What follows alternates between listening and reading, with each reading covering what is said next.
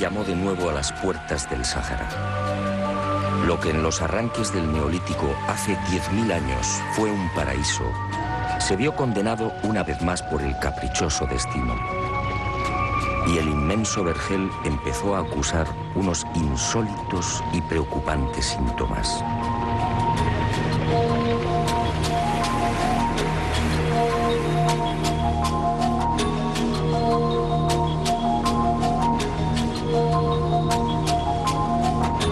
Sí, quizá fue una burla del destino.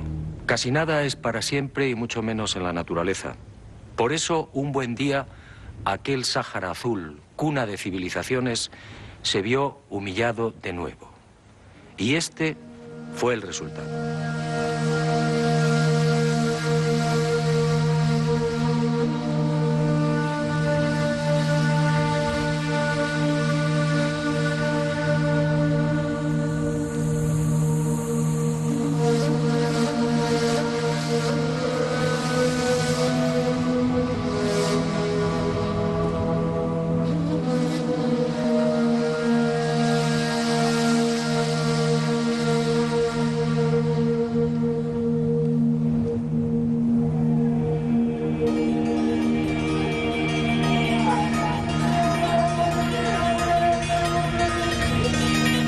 En realidad, el proceso de desertización del Sáhara fue tan lento y progresivo como la aparición del bello y exuberante jardín.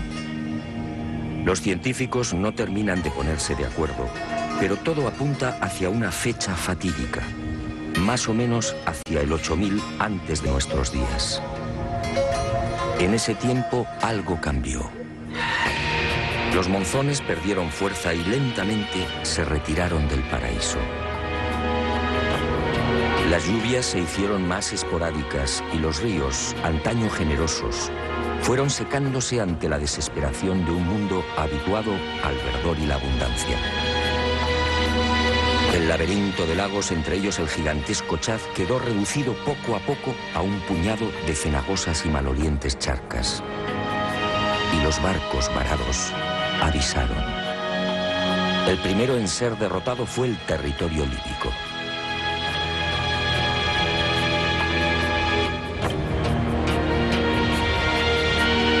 Unos 2000 años después, hacia el 6500 antes del presente, el fantasma de la sed conquistaría lo que hoy conocemos como Egipto. Y el desierto entró en una avanzada fase de aridificación. Solo las regiones del norte siguieron recibiendo la bendición de las lluvias. En esa época, como consecuencia de la ya fortísima e imparable desertización, se registra un hecho de especial trascendencia en la historia que ahora iniciamos. Un hecho que no debe ser olvidado. Hacia el 6500 antes de nuestros días, las comunicaciones entre Egipto y el Sáhara quedaron prácticamente cortadas. Los puntos de agua se han extinguido. Solo el Nilo sigue siendo una arteria viable entre el norte y el sur, y arriesgando mucho con el suroeste del territorio líbico, en el Fezzan. He dicho bien, comunicaciones cortadas.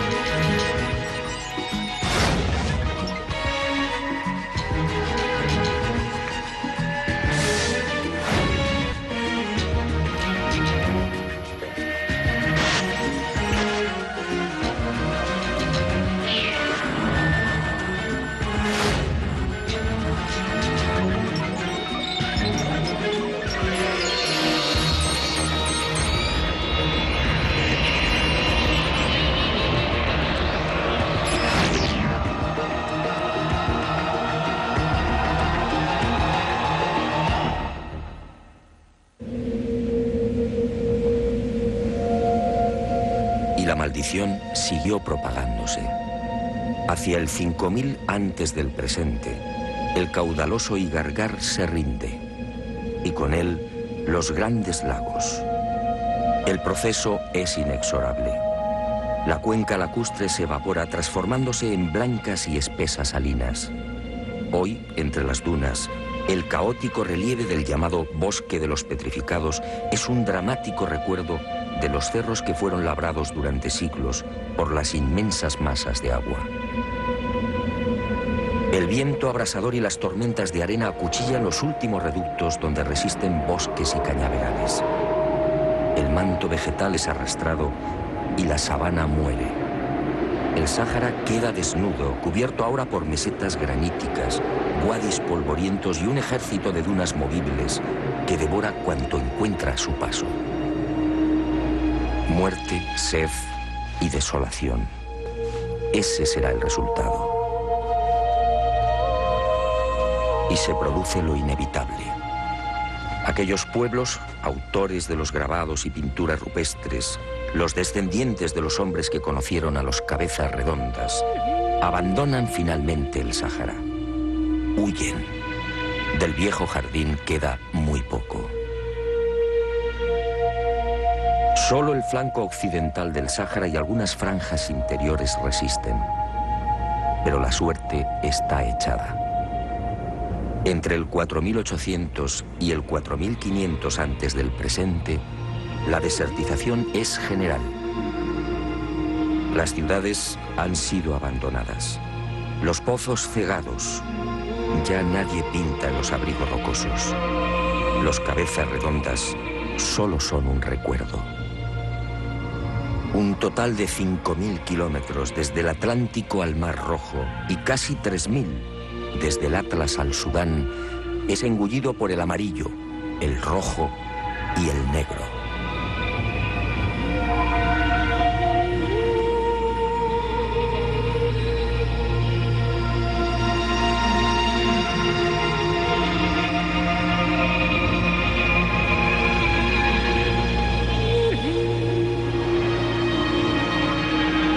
Hace 2000 años, lo que fuera uno de los más bellos jardines del mundo entra en un coma profundo.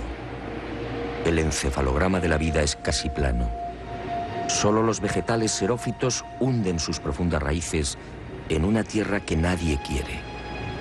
El Sáhara mira al cielo, pero las lluvias se han ido con los dioses. Hoy las precipitaciones apenas reúnen 100 milímetros al año.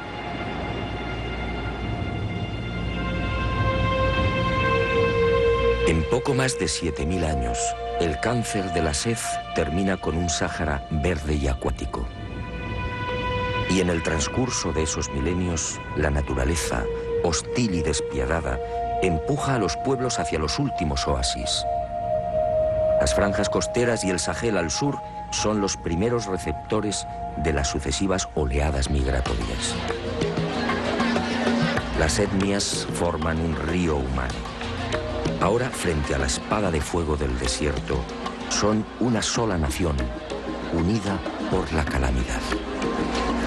Ilibios, temejus, nasamones, siles garamantes, atarantes, gétulos, númidas, cenetes, mauros y sanajas, entre otros, huyen de Libia, Egipto, Argelia, Mali, Túnez, Marruecos y Mauritania.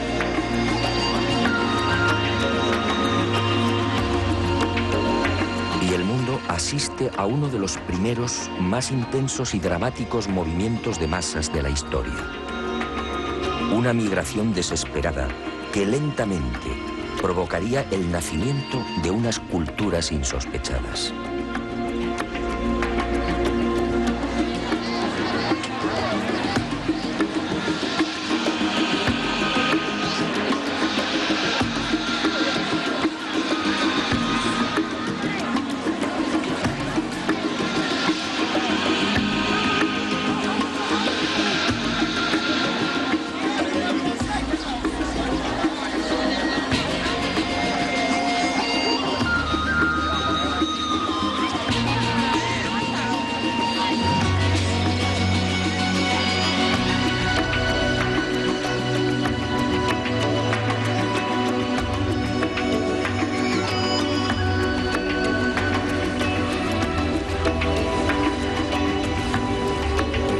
4000 antes del presente, la franja costera del Sáhara, último recuerdo del Gran Jardín, se ve saturada.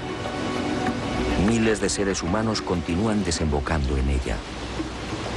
Y los más audaces toman la decisión de aventurarse en la mar a la búsqueda de un futuro más seguro y prometedor.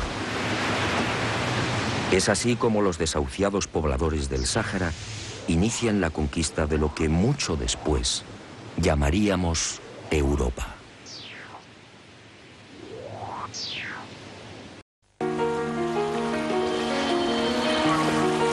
No se sabe cuándo ni tampoco en qué orden.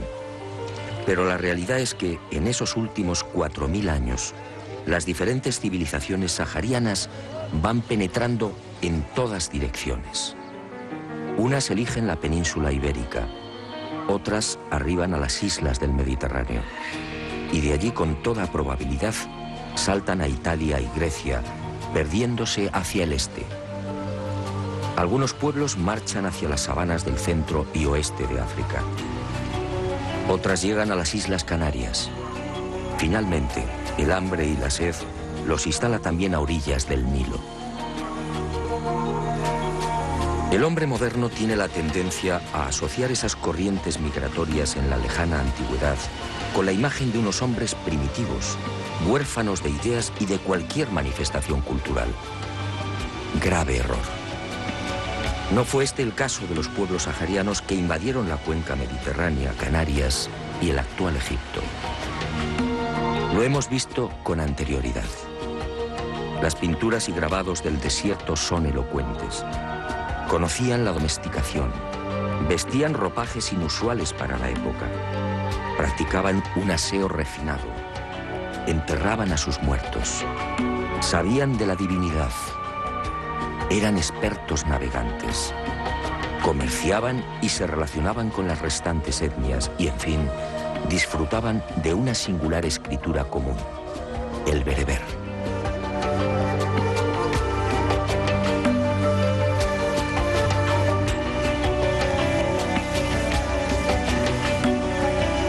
Este inmenso y rico bagaje, como iremos viendo, saltó con ellos a las nuevas tierras.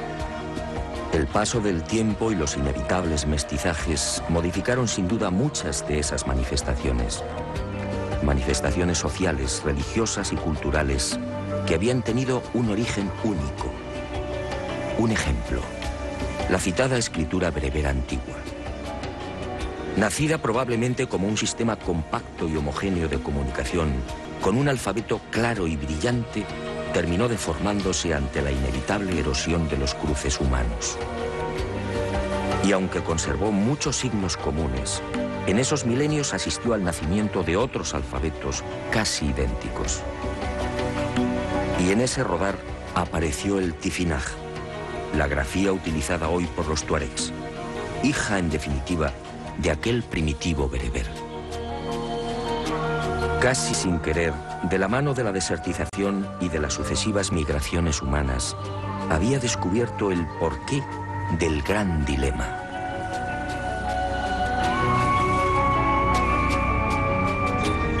¿A qué obedeció la desaparición del genuino significado del bereber antiguo? Ahora empezaba a comprender. Ahora entendía por qué mis amigos los tuareg no sabían leer los símbolos grabados en la piedra esférica de los billares.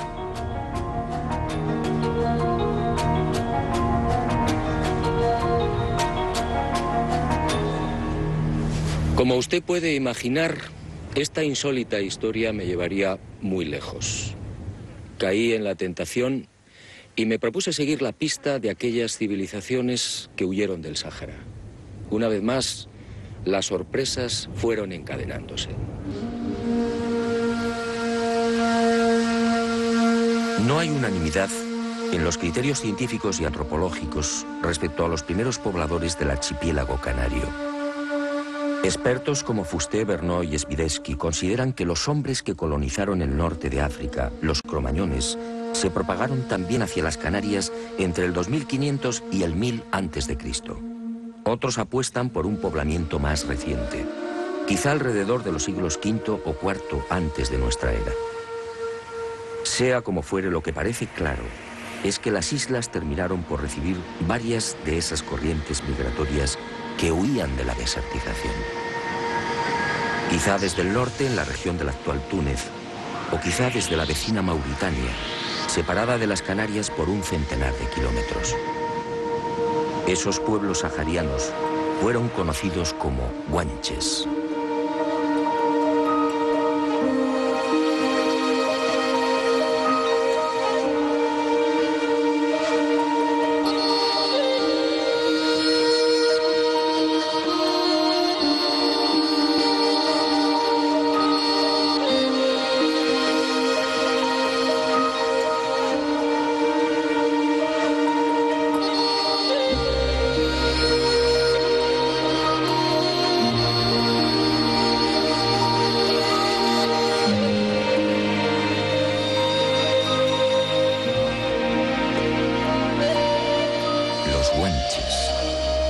Una raza espléndida y singular que terminaría siendo diezmada por los españoles en nombre de la cruz y de una supuesta civilización superior.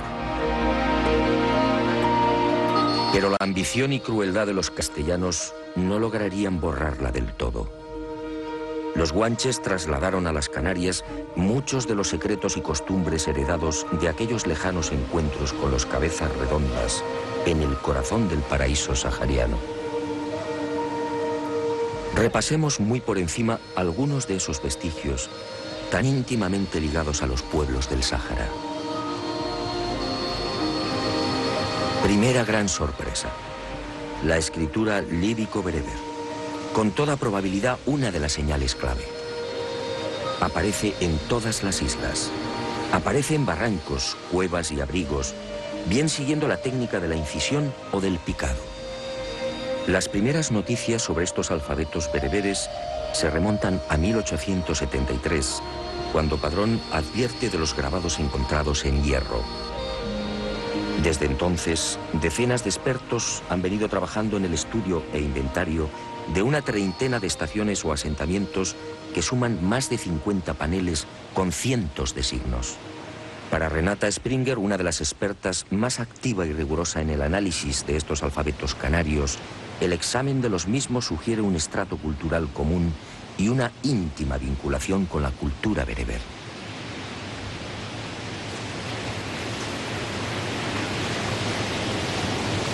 Para Renata, que ha investigado durante años los grabados del norte de África, y para la casi totalidad de los especialistas, las coincidencias entre aquellos y los signos hallados en el Hierro, La Palma, Gran Canaria, Tenerife, La Gomera, Lanzarote y Fuerteventura son abrumadoras. Todos coinciden. La antigua grafía guanche tuvo que proceder del mundo africano. Ahora, a la vista de estos testimonios escritos, las afirmaciones de cronistas e historiadores sobre el escaso bagaje cultural de los guanches son cuando menos patéticas.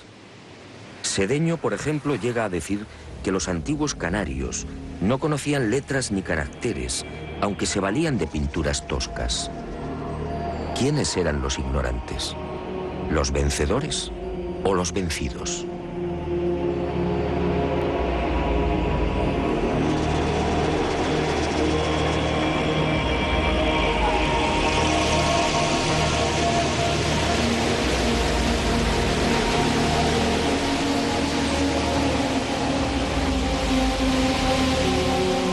Los guanches, sí, eran portadores no solo de una escritura rica y original, sino también de una cultura ancestral que hoy causa asombro.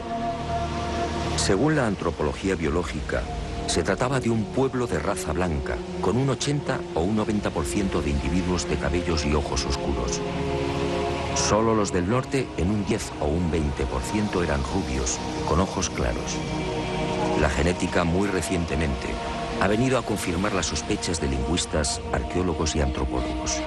Los genes de los guanches proceden del mundo bereber. Así lo demuestran los estudios de las enzimas en los glóbulos rojos y del DNA mitocondrial. Estos genes mitocondriales, transmitidos exclusivamente por vía materna, han arrojado unos resultados esclarecedores. En las Canarias, los genes paternos proceden principalmente de la península ibérica. Los maternos, en cambio, son saharianos. La explicación habría que buscarla en las matanzas acaecidas durante la conquista. Los castellanos diezmaron a los guanches varones, respetando a las mujeres. Después llegaría el mestizaje.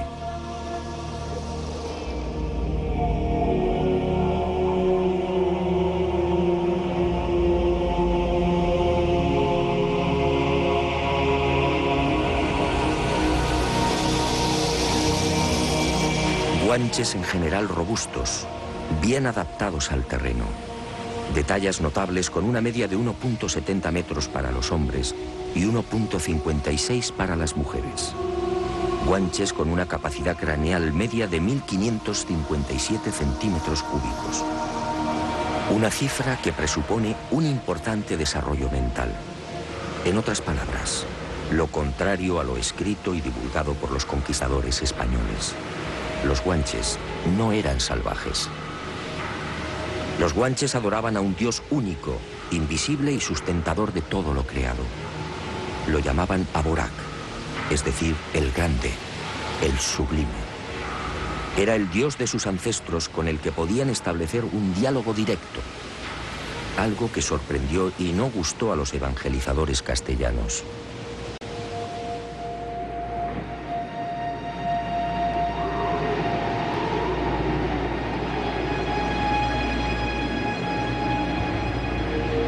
Los guanches practicaban el bautismo sobre las cabezas de los niños, y la mujer que derramaba el agua quedaba emparentada con los padres. Los guanches disponían de templos en los que se encomendaban a Dios. Los llamaban Almogaren, Casa Santa, y subían a las más altas montañas para invocar a la divinidad, tal y como era costumbre entre los antiguos pobladores del Tassili. Los guanches sorprendieron una y otra vez a los conquistadores españoles. Sus mujeres se apartaban del mundo, aislándose en cuevas y ejerciendo la oración y la contemplación. Los monasterios, en efecto, ya estaban inventados. Las mujeres guanches fueron sacerdotisas y también amazonas, guerreras y cazadoras, otra herencia sahariana. La mujer guanche, como sucede entre los tuaregs, gozaba de una alta consideración y respeto.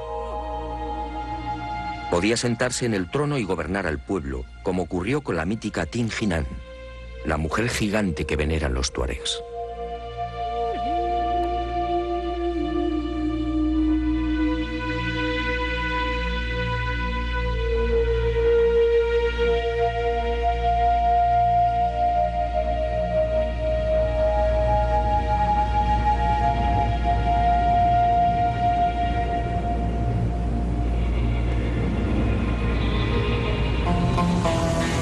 Los guanches juraban ante el Ser Supremo, poniéndolo como testigo de sus acciones. Y heredaron del Sáhara sus creencias en genios y espíritus maléficos, los célebres diablos o jinns de los nómadas. Los guanches trajeron consigo el arte de la adivinación, una costumbre arraigada en el Sáhara desde tiempo inmemorial. Estos magos y santones, a los que llamaban guañamenye, ejercían una gran influencia sobre la población. Ellos fueron los que profetizaron mucho antes del arribo de los conquistadores la llegada a las islas de unas gentes blancas a bordo de unos grandes pájaros.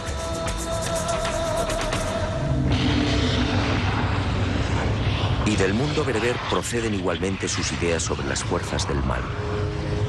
Al infierno lo llamaban Egeide. De ahí procede el término Teide, la montaña que rugía, temblaba y arrojaba fuego. La religión de las puertas infernales y del río ardiente y subterráneo por el que navegaban los muertos fue otra de las herencias saharianas, practicada por los pueblos que emigraron del desierto. Después, mucho después, el cristianismo haría suya esta prehistórica concepción de las puertas del infierno y del bautismo.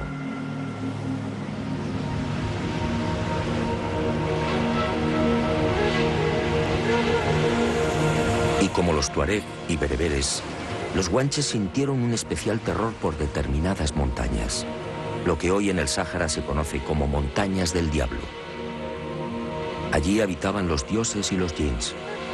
Allí desaparecen hombres y ganado. Y los que logran regresar enloquecen para siempre.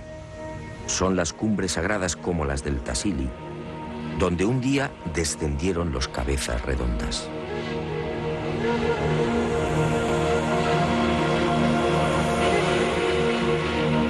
Allí dejaban los guanches y aún dejan los tuaregs toda clase de pequeñas cerámicas a manera de exvotos. Son ofrendas y peticiones a la divinidad.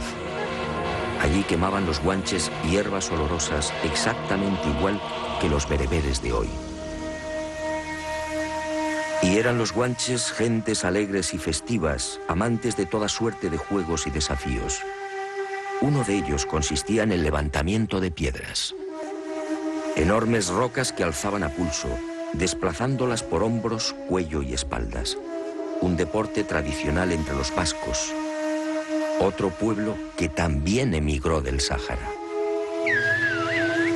¿Y de dónde aprendieron los guanches a comunicarse con el lenguaje de los silbidos? ¿Cómo explicar que esa misma técnica sea utilizada aún entre los nómadas y pastores del Sáhara?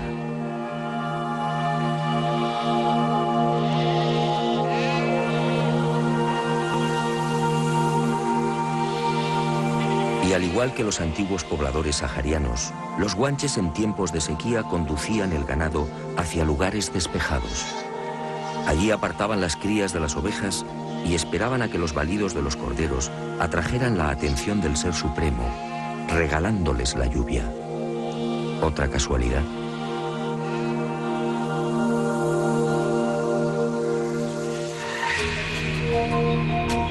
Grabados de pies humanos en Canarias y Argelia. Otra señal del origen común de bereberes y guanches. Nadie en realidad ha sabido interpretar su significado.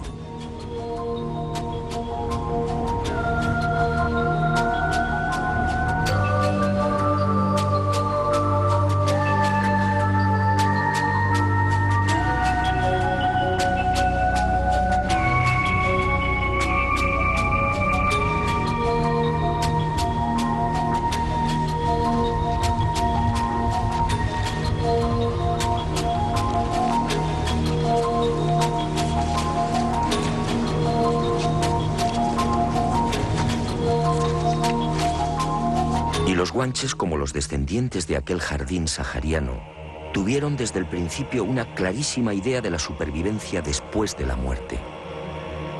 ¿Quién les enseñó? Y lo más intrigante, ¿dónde y cuándo aprendieron a momificar?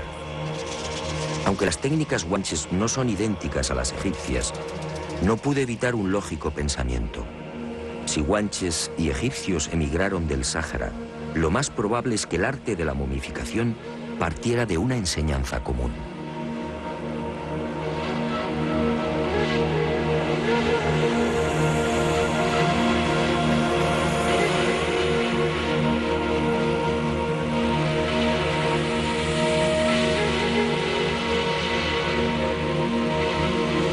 Y como los bereberes, los guanches enterraron a sus muertos en túmulos circulares y formando anillos concéntricos.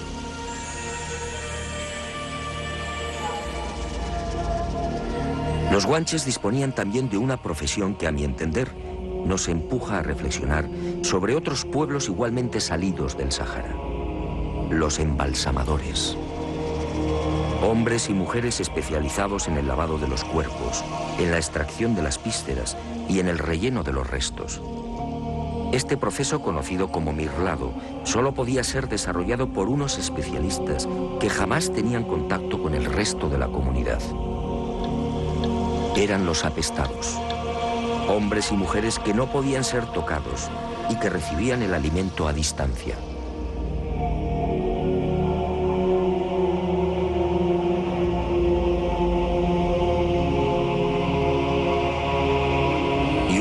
Más que fortalece el indudable origen sahariano de los guanches. Es Spinoza en el siglo XVI quien nos alerta sobre una de las costumbres de los antiguos canarios. Dice el cronista: el rey, el mencey, no casaba con gente baja, y a falta de no haber con quién casar, por no ensuciar su linaje, se casaban hermanos con hermanas. Los guanches, en efecto, practicaban la endogamia de linaje, exactamente igual que los faraones egipcios. Así preservaban a las élites y, en definitiva, al sistema de organización social. ¿De dónde partió esta costumbre? No es sospechoso y significativo que ambas culturas, guanche y egipcia, procedieran del Sáhara. Como sospechosa es la habilidad de los guanches para trepanar, otra habilidad compartida con los egipcios. ¿Cómo supieron los guanches que estas perforaciones frontales o parietales aliviaban y mejoraban a los enfermos y heridos? Los guanches, sí, una magnífica cultura que, como escribió Cuscoy, fundador del Museo Arqueológico de Tenerife, llegó en silencio, vivió en silencio y desapareció en silencio.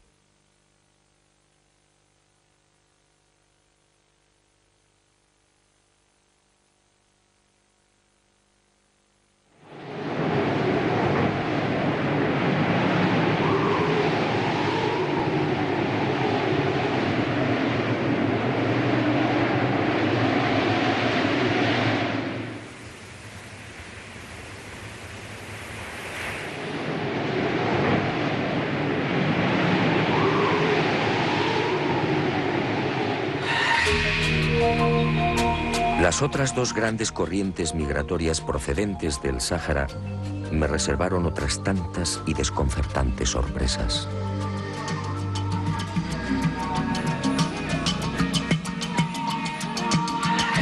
Durante meses proseguí las indagaciones. Todo encajó. Las imparables y sucesivas oleadas de etnias que huyeron de la desertización serían las responsables de la aparición en la península ibérica e Italia de otras dos destacadas y míticas culturas, la íbera y la etrusca. Ambas nacidas de un tronco común, el universo bereber, eran casi hermanas. Ambas se hallaban igualmente emparentadas con guanches, vascos y egipcios. Los primeros, los íberos, como escribe Estrabón, pudieron penetrar en la actual España hacia el sexto milenio antes de Cristo. Cruzaron el estrecho de Gibraltar y durante esos miles de años fueron conquistando un territorio semivacío, ocupado por primitivos y toscos cazadores. Y se extendieron por el Levante, Andalucía, Cataluña y buena parte del norte de España. Los etruscos, por su parte, saltaron del Sáhara, aventurándose en la ocupación de Sicilia, Córcega y Cerdeña, y desde allí al centro de Italia.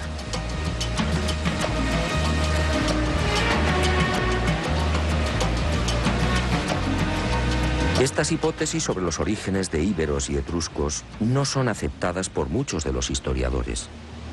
Para estos expertos, los íberos llegaron de Asia o sencillamente eran oriundos de la península ibérica.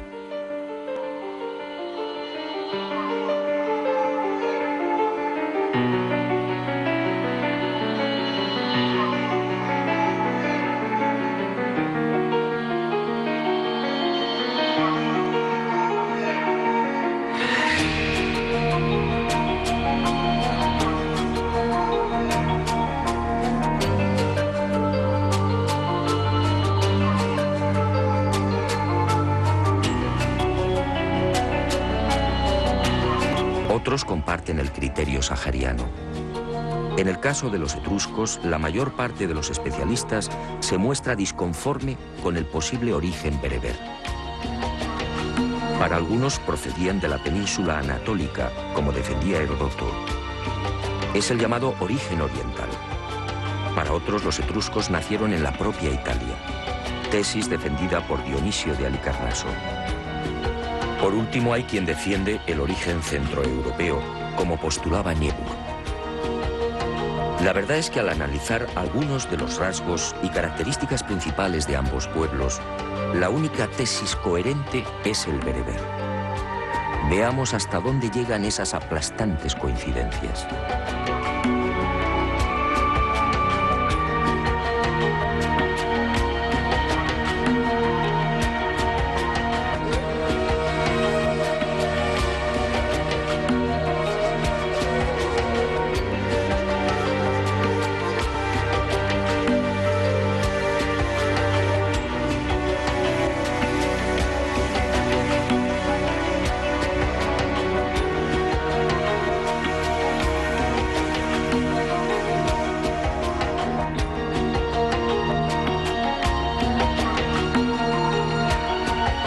primitivos íberos, al huir del Sáhara, trajeron consigo, como sucedió con los guanches, una ya familiar religión centrada en los ríos infernales. Una religión gemela a la bereber, en la que grutas y montañas ocuparon un lugar destacado. Eran las puertas del infierno, con un verdugo que atormentaba a los muertos, Caronte. Eran centros sagrados en los que también depositaban exvotos y ofrendas olorosas. Exvotos en bronce o cerámica, depositados en troncos de árboles, grutas o hendiduras de las rocas, exactamente igual que guanches y bereberes. Exvotos que representan hombres o mujeres con una mano alzada en señal de saludo, como las pinturas y grabados del Tassili y de Libia.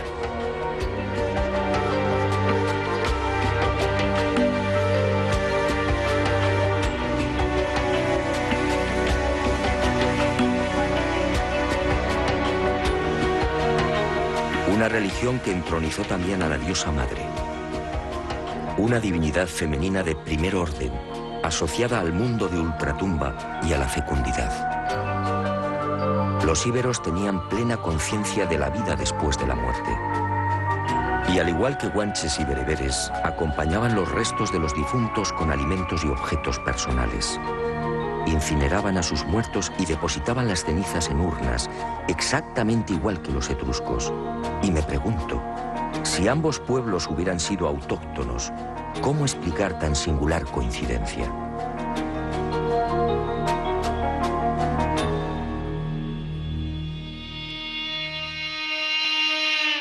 Los íberos se distinguieron también por su afición a las artes adivinatorias.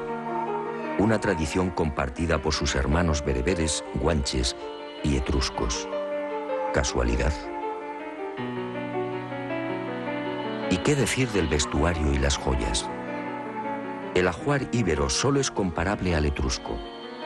Polibio habla de las ricas capas de lino teñidas en púrpura y usadas por los turdetanos y mercenarios ibéricos de Aníbal. Bajo estas túnicas los hombres lucen otros vestuarios ajustados, con hermosas y anchas hebillas de oro y plata. En las mujeres, la vestimenta es más espectacular.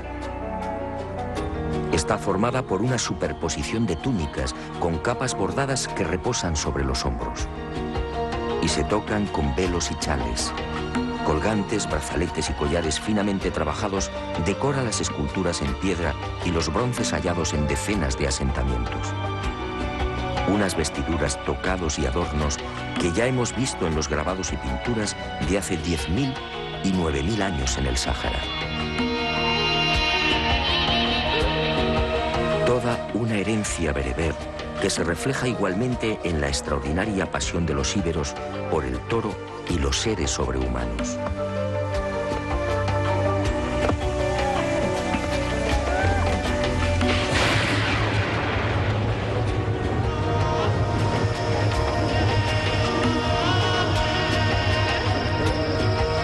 Toros y bóvidos que fueron pintados y grabados por sus lejanos ancestros en los abrigos rocosos del Tassili, del Atlas y del Fesán.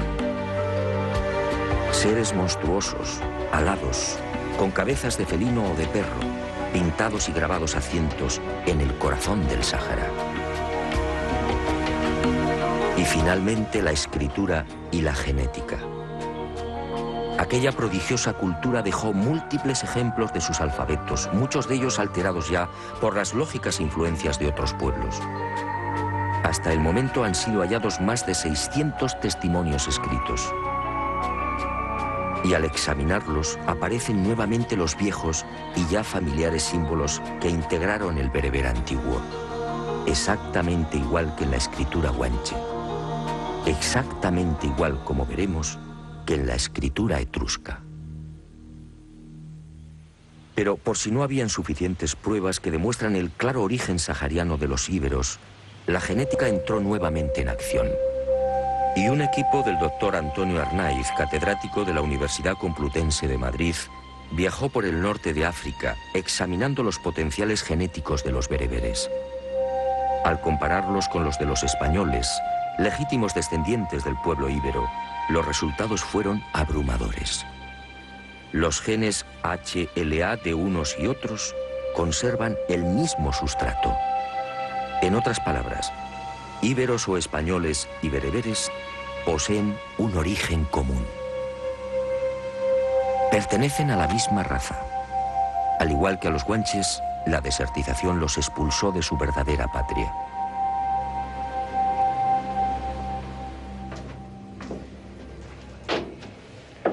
La investigación de aquel éxodo me ha traído hasta el corazón del mundo etrusco. En mi opinión, otro de los pueblos que huyó del Sáhara.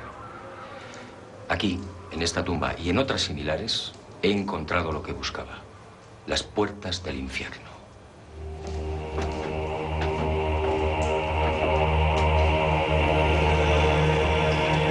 Las puertas del infierno.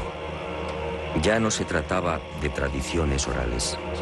Aquí, en el silencio de los cementerios etruscos, está la prueba física de esa religión que compartieron los saharianos. La enigmática civilización etrusca, en la que bebieron romanos y griegos, rindió un especial culto al más allá. Al igual que bereberes, guanches e íberos, los etruscos vivieron obsesionados por ese río subterráneo de fuego en el que navegaban los muertos. Un río infernal. Un río angustioso al que se tenía acceso por estas puertas. La religión de las puertas todavía vigente entre los pueblos saharianos. Otra evidencia de aquel tronco común. Evidencias las encontramos a decenas. Las puertas del infierno, también en piedra. Magos y adivinos. Otra de las grandes especialidades de los etruscos. El célebre hígado de Piacenza, sobre el que vaticinaban los augures. Otra herencia bereber. Mujeres etruscas, con una independencia, libertad y cultura impensables en el primer milenio antes de Cristo. Unas características de la mujer bereber. Unas características que asombraron al mundo. Trenzas idénticas a las africanas.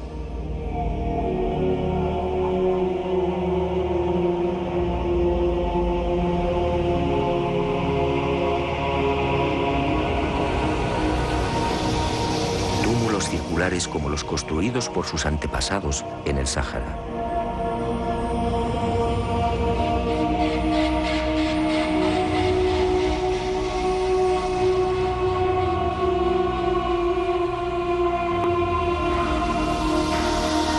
Seres alados, a cientos, blancos y negros, como los representados en piedra y metal por los íberos, sus hermanos. Seres con largas orejas posteriormente llamados sátiros, idénticos a los pintados y grabados en el Sáhara.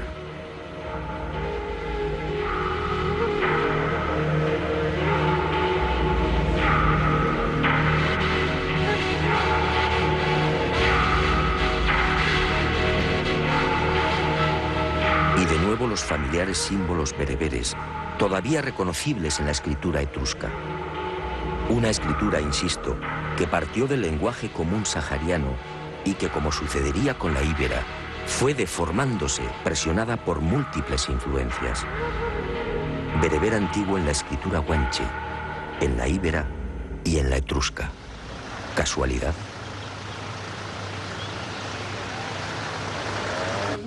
Y al final de nuestras investigaciones en Italia, otra pequeña gran sorpresa.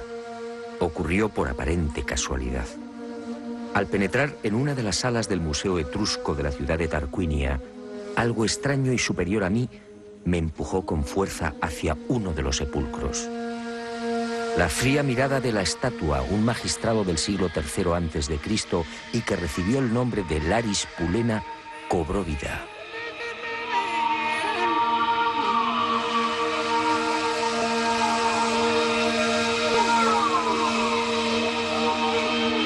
Llegué a su altura y la mirada de piedra de Laris se clavó en mí. Entonces aquel susurro añadió: el pergamino. Ahí está lo que buscas. Era un largo párrafo en etrusco. Y al poco apareció: palo, cero, palo. Los misteriosos símbolos del anillo de plata. Los misteriosos símbolos del lucerillo. Los misteriosos símbolos en la cúpula de la nave que fue vista en los billares.